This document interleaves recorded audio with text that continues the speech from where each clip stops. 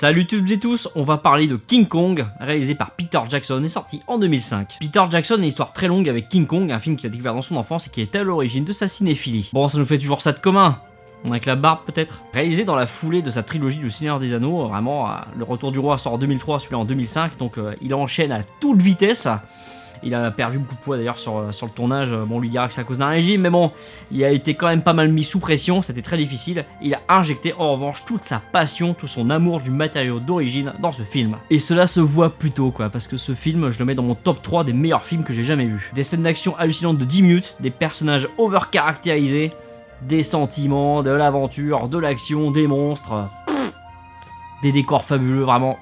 Rien à dire, c'est génial. Dans cette scène, l'actrice Anne Darrow, interprétée par l'autre actrice Naomi Watts, attention faut suivre, a donc été enlevée par le monstre, par King Kong, offerte en sacrifice par la tribu qui habite sur l'île du crâne, et elle essaie de s'enfuir, elle est interceptée par le monstre, par le roi Kong, et voilà quoi, que faire maintenant? Eh ben elle va trouver. C'est une actrice, une artiste de music-hall, et donc elle va distraire le monstre. Elle va faire la bouffonne pour le roi. Ni plus ni moins.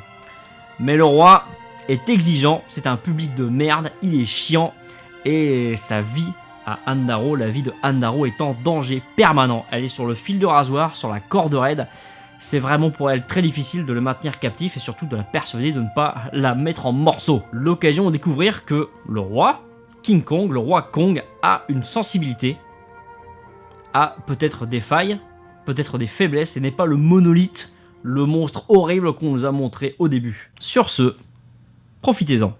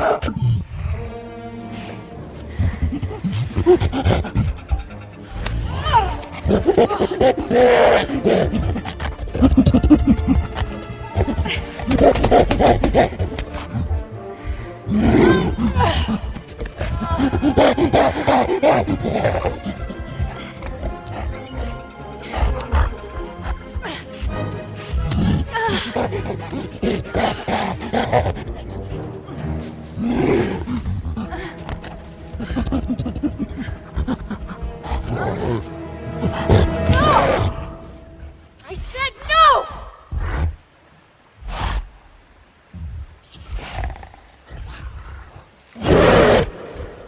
That's all there is. There isn't any more.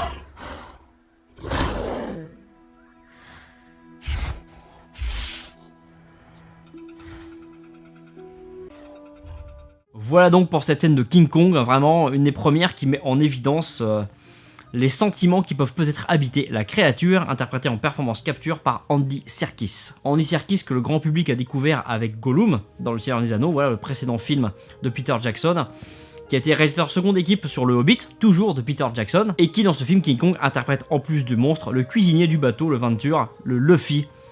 Vraiment assez amusant comme personnage, assez truculent. Sur ce, je vous laisse, ciao bye.